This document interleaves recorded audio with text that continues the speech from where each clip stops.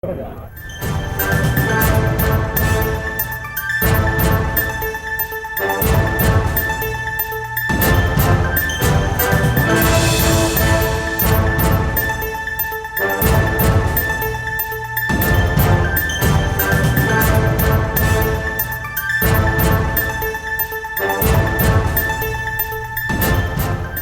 செய்தியை பார்த்துக் கொண்டிருக்கிறோம். தமிழக அரசுக்கு பாமக நிறுவனர் ராமதாஸ் கண்டனம் தெரிவித்திருக்கிறார். செந்தில் பாலாஜி தியாகி என்றால் பணத்தை கொடுத்து ஏமாந்தவர்கள் துரோகிகளா என கேள்வி எழுப்பியிருக்கிறார். கூடுதல் விவரங்களோடு செய்தியாளர் ராஜேஷ் இணைப்பில் இருக்கிறார். வணக்கம் ராஜேஷ், முழு விவரம் என்ன? செந்தில் பாலாஜி மீண்டும் அமைச்சரவையில் சேர்க்கப்பட்டிருக்கக்கூடிய நிலையில் பாமக நிறுவனர் ராமதாஸ் அதற்கு கடுமையான தன்னுடைய கண்டனத்தை பதிவு செய்திருக்கின்றார். இது தொடர்பான விரிவான ஒரு அறிக்கை ஒன்றையும் அவர் வெளியிட்டிருக்கிறார். அதில் செந்தில் பாலாஜி தியாகி என்றால் ஏமாந்தவர்கள், பணம் கொடுத்து ஏமாந்தவர்கள் துரோகிகளா என்றும் அவர் கேள்வி எழுப்பியிருக்கிறார். தமிழக முதலமைச்சர் நீதிபதியாக இருந்து செயல்பட வேண்டும் எனவும், மாறாக செந்தில் பாலாஜிக்கு வழக்கறிஞராக அவர் செயல்படக்கூடாது எனவும் பாமக நிறுவனர் ராமதாஸ் காட்டமாக தன்னுடைய அறிக்கையிலே குறிப்பிட்டிருக்கின்றார்.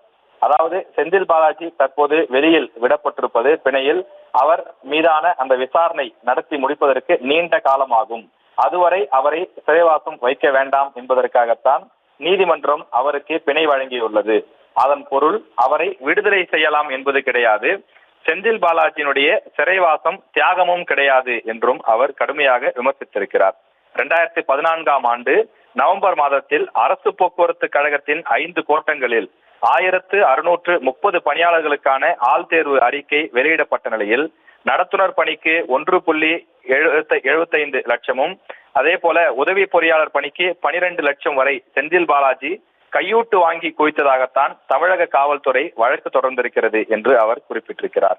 இந்த குற்றச்சாட்டுகள் அனைத்தையும் 2016 தேர்தலில் குளித்தலை தொகுதியில் நடந்த பரப்புரை கூட்டத்தில் தெரிவித்த முதல்வர் மு.க.ஸ்டாலின் அவர்கள் மேலும் சில குற்றச்சாட்டுகளை முன்வைத்து செந்தில் பாலாஜி செய்த ஊழல்கள் 1ஆ 2ஆ எடுத்து சொல்ல என்று பாடல் பாடியதெல்லாம் வரலாறு என்றும் அவர் கடுமையாக விமர்சனம் செய்திருக்கின்றார்.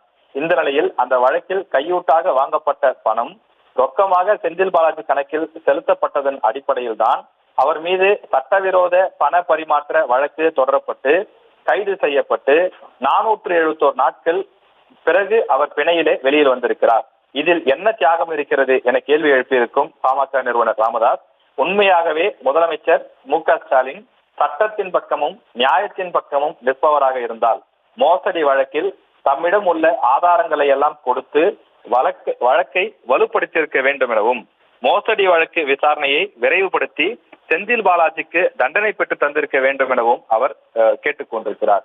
செந்தில் பாலாஜியை முதலமைச்சர் வலிந்து ஆதரிப்பதையும் புகழ்வதையும் பார்க்கும்போது செந்தில் பாலாஜி மீதான மோசடி வழக்கு விசாரணை தமிழ்நாட்டில் நியாயமாக நடக்கும் என்றோ, பாதிக்கப்பட்ட மக்களுக்கு நீதி கிடைக்கும் என்றோ தோன்றவில்லை என்றும் அவர் குறிப்பிட்டிருக்கிறார். எனவே செந்தில் பாலாஜி மீதான மோசடி வழக்கின் விசாரணையை வேறு மாநில நீதிமன்றத்திற்கும் மாற்றும்படி அவர் கேட்டுக்கொண்டிருக்கிறார். கூடுதல் விவரங்களுக்கு நன்றி ராஜேஷ். செய்திகளை உடனுக்குடனும் துல்லியமாகவும் தெரிந்து கொள்ள சப்ஸ்கிரைப் பண்ணுங்க.